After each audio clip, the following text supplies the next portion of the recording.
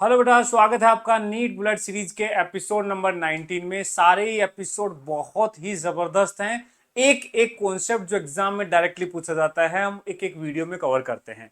Channel पे नए हो तो सब्सक्राइब कर लेना और ये सारे एनबीएस जो है एग्जाम से पहले अच्छे से कम 2 बार रिवाइज कर लेना। देखो बेटा, इस एपिसोड के अंदर हम बात करने वाले एक ऐसा टॉपिक जिससे क्वेश्चन आता है तो बच्चों को बहुत ऐसे डर लगता है कि यार ये क्वेश्चन कैसे करूंगा। ये है प्रिज्म का। रे ऑप्टिक्स में प्रिज्म जो है ना, इसका क्वेश्चन मैं बता रहा हूं कि इतना इजी होता है कि मतलब सीधा सीधा स्नेल्स लॉ का क्वेश्चन होता है। तो देखो, प्रिज्म की सारी बातें डिटेल में समझ लेते हैं। सबसे पहले जो प्रिज्म होता है, इसमें जो सरफेसेस होती है जिनसे रिफ्रैक्शन होता है वो प्लेन सरफेस होती हैं। तो प्लेन सरफेसेस से बाउंडेड एक रिफ्रैक्टिंग मीडियम होता है। यहां से मान लो आई एंगल पर कोई लाइट रे एक तरफ से इंसिडेंट होती है, तो स्नेल्स लॉ लगा के हम बता सकते हैं कि यहां पे आई आया है तो अंदर वाला जो एंगल है वो क्या होगा। ये R1 नाम दे देते हैं इसको। स्नेल्स लॉ से R1 निकाल लेंगे। अब देखो, ये R1 आ गया तो यहां से R2 निकालना होगा, दूसरी तरफ का एंगल। इसके लिए थोड़ी ज्योमेट्री लगानी होती है या फिर एक फॉर्मूला याद रखना होता है। R1 प्लस R2 का वैल्यू एक के बराबर होता है। बड़ा सिंपल है। ये R1 है तो ऊपर वाला एंगल होगा 90 माइनस R1, ये R2 है तो ये 90 माइनस R2। और इन तीनों के एंगल को सम 180 के बराबर करोगे तो यहां से अपने आप निकल के आएगा कि ये R1 और R2 का सम जो है वो a के बराबर ही होगा। ठीक है। इसके बाद देखो, यहां से R2 आ गया क्योंकि R1 मैंने यहां से निकाल लिया था। यहां से R1 आ गया तो इस फॉर्मूले से R2 आ गया। R2 आ गया, फिर से स्नेल्स लॉ लगा के E निकाल लूंगा। तो इस तरीके से इंसिडेंस एंगल यदि हमें दिया है तो हम धीरे धीरे करके इमरजेंस एंगल तक निकाल लेते हैं। अब देखो, प्रिज्म से जो क्वेश्चन आते हैं उसमें मोस्टली वो पूछता है डेविएशन के बारे में। डेविएशन होता है कि जो इंसिडेंट लाइट है वो इस रिफ्रैक्शन के बाद कितने से घूम गई। यहां 2 बार घूमती है, एक यहां पे और फिर यहां पे। तो टोटल कितने से घूमी, उसके लिए फॉर्मूला आपको याद रखना पड़ता है। निकाल भी सकते हैं डेविएशन, लेकिन डेरिवेशन नहीं, सीधा याद रखना होता है। आई प्लस ई माइनस ए। आई इंसिडेंस एंगल है, ई इमरजेंस एंगल है, माइनस ए। ए होता है एंगल ऑफ प्रिज्म। बेटा, एंगल ऑफ प्रिज्म वो एंगल होता है जो प्लेन सर्फेसिस, जिन दो सर्फेसिस से रिफ्रैक्शन हो रहा है ना, उनके बीच का जो एंगल है एंगल ऑफ प्रिज्म कहलाता है। ठीक है। तो ये फॉर्मूला याद रखना, आई प्लस ई माइनस ए। अब देखो, ये हो गया डेविएशन। किसी भी इंसिडेंस के करस्पॉन्डिंग हम यहां डेविएशन निकाल सकते हैं। अब इसमें मैक्सिमम टाइम्स जो केस पूछा जाता है जिसके रिजल्ट हमें याद रखने होते हैं वो होता है मिनिमम डेविएशन। बेटा देखो, यदि अलग अलग इंसिडेंस एंगल रखोगे तो डेविएशन अलग अलग मिलेगा। तो ऐसा एक पर्टिकुलर एंगल ऑफ इंसिडेंस होगा जहां पे जाके इसका डेविएशन जो है मिनिमम होगा। तो याद रखना, मिनिमम डेविएशन की कंडीशन होती है कि एक ऐसा एंगल ऑफ इंसिडेंस जिसके लिए आई और ई की वैल्यू सेम आई, वहां डेविएशन मिनिमम आता है। आई और ई सेम हो जाते हैं मिनिमम डेविएशन के केस में। और यदि आई और ई इक्वल हैं तो ऑब्वियस सी बात है अंदर के एंगल भी इक्वल होंगे। स्नेल्स लॉ से बोल सकते हैं यदि आई और ई इक्वल है तो R1 और R2 भी हमेशा इक्वल ही आएंगे। तो याद रखना, मिनिमम डेविएशन के केस में इंसिडेंस एंगल और इमरजेंस एंगल सेम हो जाते हैं, साथ ही साथ अंदर वाले दोनों एंगल R1 R2 भी सेम हो जाते हैं। दोनों का सम तो a के बराबर था ही, और दोनों जब बराबर होंगे तो a/2 हो जाएंगे। बहुत इंपॉर्टेंट केस है। मिनिमम डेविएशन बोले तो तुरंत से R1 और R2 की वैल्यू a/2 के बराबर करके स्नेल्स लॉ लगा देना। ठीक है, क्लियर है। अब यदि थोड़ा सा ज्योमेट्री लगा के देखोगे तो यहां पे क्या हो रहा है, ये दोनों एंगल बराबर है मिनिमम डेविएशन पे, तो ये ऊपर वाले एंगल बराबर होंगे। बेटा, ऐसा तब होता है जब ये वाली रे और ये वाली रे दोनों एक दूसरे के पैरेलल होती हैं, तो ऐसे काटने वाले ये एंगल सेम हो जाते हैं। तो देखो, यदि हमारा ये ट्राइंगल एक इक्विलैटरल ट्राइंगल है या फिर आइसोसेलेस ट्राइंगल है, तो उस सिचुएशन में ये वाली जो दोनों साइड हैं इक्वल होगी मान लो। अब तीनों इक्विलैटरल में तीनों होंगे, आइसोसेलेस में ये दो इक्वल होनी चाहिए। ये इक्वल होंगे तो ये बेस एंगल भी इक्वल होंगे, और मिनिमम डेविएशन में ये तो इक्वल हो ही जाते हैं। तो यहां से हम इजीली प्रूव कर सकते हैं कि ये दोनों जो रे हैं वो पैरेलल होंगी। मतलब फाइनली आपको क्या ध्यान रखना है, जब हमारा ट्राइंगल जो हम प्रिज्म जो है वो इक्विलैटरल हो या आइसोसेलेस प्रिज्म हो जिसमें ये दो साइड इक्वल हो, तो उस सिचुएशन में मिनिमम डेविएशन के केस में जो हमारी लाइट रे है प्रिज्म के अंदर इस बेस के पैरेलल हो जाती है। ये हमें रिजल्ट याद रखने होते हैं। ठीक है, क्लियर है। प्रिज्म में डेविएशन होता है आई प्लस ई माइनस ए। मिनिमम डेविएशन की कंडीशन होती है आई और ई बराबर R1 R2 बराबर R1 R2 की वैल्यू a/2 के बराबर होती है। आई और ई स्नेल्स लॉ लगा करके हम निकाल सकते हैं। चलो क्वेश्चंस देखते हैं कैसे कैसे क्वेश्चंस पूछे जाते हैं। 2026 का क्वेश्चन देखो, बोला एक रे है मोनोक्रोमेटिक लाइट की passes through the equilateral prism ABC as shown in the figure. Refracted ray parallel to base, मैंने अभी बताया था वही केस है जब रिफ्रैक्टेड रे मतलब अंदर जो रे है वो बेस के पैरेलल हो जाए, मतलब ये मिनिमम डेविएशन की बात कर रहा है। किसकी बात कर रहा है? Minimum deviation. इस सिचुएशन में डेविएशन जो है मिनिमम होता है। द एंगल ऑफ इंसिडेंस बोल रहा है 50 है, ठीक है। इस सिचुएशन में देन डेविएशन क्या होगा बेटा? मिनिमम डेविएशन में आई और ई बराबर हो गए। आई हमें 50 दे रखा है तो ई भी 50 हो गया। डेविएशन का फॉर्मूला होता है आई प्लस ई माइनस ए, आई प्लस ई माइनस ए। तो 50 ये और 50 ये और ए हमें 60 दे रखा है, तो ये आ गया 40 डिग्री। देखो फ्री के नंबर हैं, फ्री के 40 डिग्री आंसर। ये मिनिमम डेविएशन का केस होगा, ठीक है। और क्वेश्चन देखो 2024 में जो क्वेश्चन पूछा एकदम मतलब हलवा, ध्यान से देखना यहां क्या बोल रहा है। बोला एक लाइट रे जो है एंटर करती है through a right angle prism at a point P, P point पे एंटर करती है। एक राइट एंगल प्रिज्म है, डायग्राम में ये देखो ये 90 डिग्री एंगल दे भी रखा है, मतलब एंगल ऑफ प्रिज्म जो है यहां 90 डिग्री है, ठीक है। एंगल ऑफ इंसिडेंस भी दे रखा है 30, shown in the figure. Travel through the prism parallel to its base, ये अभी भी बोल रहा है इस बेस के पैरेलल है, लेकिन ये इक्विलैटरल ट्राइंगल नहीं है, ना ही ये आइसोसेलेस ट्राइंगल है। तो मैं नहीं बोल सकता कि इसके पैरेलल है तो मिनिमम डेविएशन है, नहीं बोल सकता। बस कुछ ज्योमेट्री में देखेंगे इसका क्या यूज हो सकता है। It travel parallel to the base and emerge along the face AC, ये देखो बेस के पैरेलल आई और एसी के अलोंग निकल गई। इसका मतलब ये है यहां का जो आर ई जो है ई, ये 90 डिग्री हो गया बेस इस फेस के पैरेलल। तो यहां 90 तब होता है जब यहां एंगल जो है क्रिटिकल एंगल के बराबर हो। चलो ठीक है। The refractive index of the prism पूछा है। देखो सबसे पहली बात तो ये इतना ऐसा क्वेश्चन था जिसमें रिफ्रैक्टिव इंडेक्स पूछा है। आप चारों ऑप्शन देखोगे एकमात्र ऑप्शन एक से बड़ी वैल्यू रखता है, एकमात्र ऑप्शन।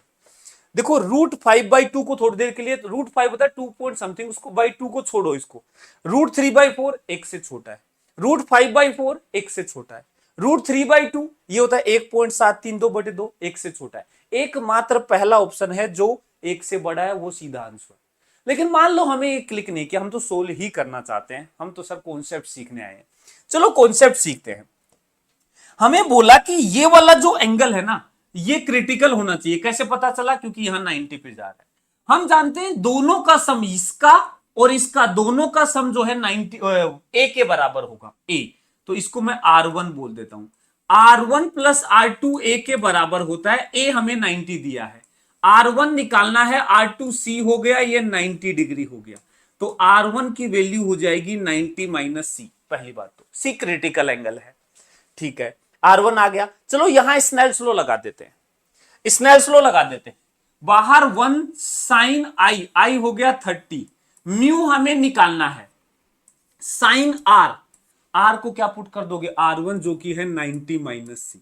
इसको सोल्व कर लेते हैं। साइन 30 हो गया 1/2, mu sign 90 minus theta is cos theta, तो कोस सी हो गया। तो यहां से म्यू निकाल सकते हैं, लेकिन कोस सी की वैल्यू चाहिए। अब यार कोस सी कैसे निकाले? देखो हम जानते हैं साइन सी होता है, साइन सी जो होता है वो 1/म्यू होता है। तो यहां से कोस सी क्या होगा? Cos C √1 minus sine square theta, sine square C, sine square plus cos square का 1 होता है ना सम, तो कोस होगा वो √1 माइनस साइन स्क्वायर सी, मतलब √1 माइनस 1/म्यू स्क्वायर, ये होगा कोस सी। रख दो इसमें 1/2 इज इक्वल टू म्यू, कोस सी को रख दो √1 माइनस 1/म्यू स्क्वायर, दोनों तरफ स्क्वायर कर दो 1/4, ये हो जाएगा म्यू स्क्वायर, रूट हट जाएगा 1 माइनस 1/म्यू स्क्वायर, ये आ जाएगा 1/4 म्यू स्क्वायर माइनस 1, ये 1 उधर चला जाएगा, म्यू स्क्वायर आ जाएगा 1 प्लस 1/4 5/4, तो mu is equal to √5/2 is the answer, √5/2 is the answer. हम डायरेक्टली भी आंसर बोल रहे थे, लेकिन प्रॉपर कॉन्सेप्ट ये है। और देखो ध्यान से देखा जाए तो यार ये TIR का कॉन्सेप्ट होता है कि 90 डिग्री पर यदि बाहर निकल रही है तो किधर किधर क्रिटिकल होगा, ये क्रिटिकल है, दोनों का सम तो A के बराबर होता है, ये आ गया। और एक स्नेल्स लॉ का क्वेश्चन, ठीक है। तो जब भी आपको प्रिज्म का क्वेश्चन दे तो आपको इसी तरीके से स्नेल्स लॉ लगाना होता है। एक और क्वेश्चन देखो 2021 में पूछा, बोला find the value of angle of emergence for the prism, refractive index दे रखा है √3, इस प्रिज्म का रिफ्रैक्टिव इंडेक्स √3 दे रखा है, इंसिडेंस एंगल ऐसे दे रखे परपेंडिकुलर। बेटा जब परपेंडिकुलर है फेस के मतलब इंसिडेंस एंगल एक्चुअल में 0 है, परपेंडिकुलर रे जो है बिना डेविएट हुए सीधी की सीधी चली जाती है, मतलब यहां का एंगल ऑफ इंसिडेंस 0 होगा। 90 एंगल ऑफ इंसिडेंस नहीं है, एंगल ऑफ इंसिडेंस नॉर्मल से लेते हैं, नॉर्मल से एंगल 0 है, ये सरफेस से 90 है। यदि I 0 है तो अंदर का एंगल R1 0 होगा, और यहां नॉर्मल ये हो जाएगा, ये वाला एंगल देखो, ये वाला एंगल जो है यहां 60, ये 90, तो ये 30 आएगा, तो ये एंगल हो गया R2। अब देखो मैं जानता हूं R1 और R2 का सम तो A के बराबर होता है, R1 0 था, R2 निकालना है, A 30 है, R2 आ गया 30। पूछा क्या है कि यहां से जब रे बाहर निकलेगी तो ये एंगल क्या होगा, एंगल ऑफ इमरजेंसी।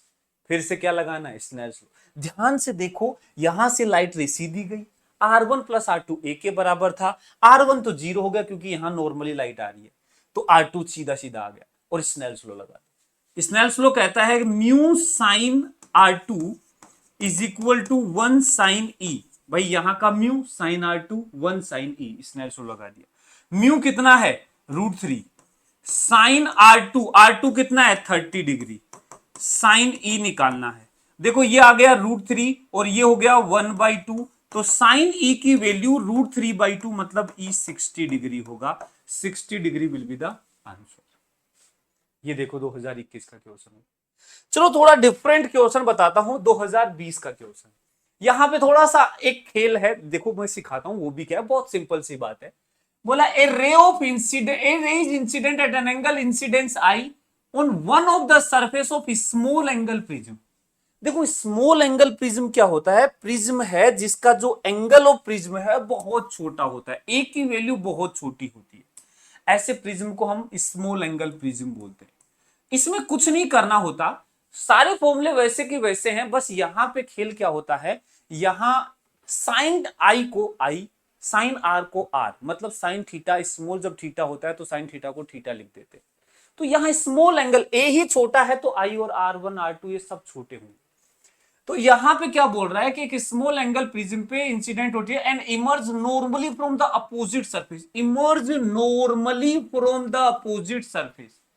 यहां से लाइट आई, यहां मान लो ये नॉर्मल है, ये यहां पे हमारा नॉर्मल है, ठीक है, यहां से लाइट रे आती है। एक काम करें उल्टा चलते हैं, यहां से नॉर्मली बाहर निकली, यहां से ऐसे बाहर निकली नॉर्मली, उल्टा सोल्व करते हैं, ये हमारा एंगल ऑफ प्रिज्म हो गया, और यहां से ऐसे रे आई, ऐसे बाहर निकल गई सीधा नॉर्मल, मतलब नॉर्मली बाहर निकलने का मतलब है R2 0, R2 क्या हो जाएगा 0, R2 हो जाएगा 0, E0, E0 R2 0, तो R2 0, R1 प्लस R2 तो A के बराबर होता है। नॉर्मली बाहर निकलना मतलब नॉर्मल क्या लूं, 0 एंगल पे, R2 सॉरी 0 है, R1 प्लस 0 A के बराबर, तो R1 की वैल्यू A के बराबर, तो यहां जो एंगल बना अंदर वो A के बराबर। मुझे एंगल ऑफ इंसिडेंस क्या पूछा है, देन एंगल ऑफ इंसिडेंस पूछा है, तो लगा दो Snell's law, 1 sine I is equal to mu sine A। अब एंगल छोटे हैं तो छोटे हैं तो साइन I को लगभग I और mu into A, angle of incidence पूछा है, म्यू इंटू A हमारा आंसर। तो मैं क्या बोल रहा हूं, मैंने स्टार्टिंग में बोला एंगल ऑफ, ये जो प्रिज्म के जो क्वेश्चन है सिंपल स्नेल्स लॉ के क्वेश्चन होते हैं, जो कि बस सीधा स्नेल्स लॉ लगाना है, इसके साथ छोटी मोटी चीजें याद रखनी है, R1 प्लस R2 A के बराबर, मिनिमम डेविएशन की कंडीशन, ये याद रखना होता है। चलो ये क्वेश्चन मैं आपसे एक्सपेक्ट कर रहा हूं, आप इसको सोल्व करोगे और आंसर कमेंट में लिखोगे। और एक चीज ध्यान रखना, म्यू ग्रेटर देन 1 यहां भी लगाने की कोशिश करना। ठीक है, बाय बाय।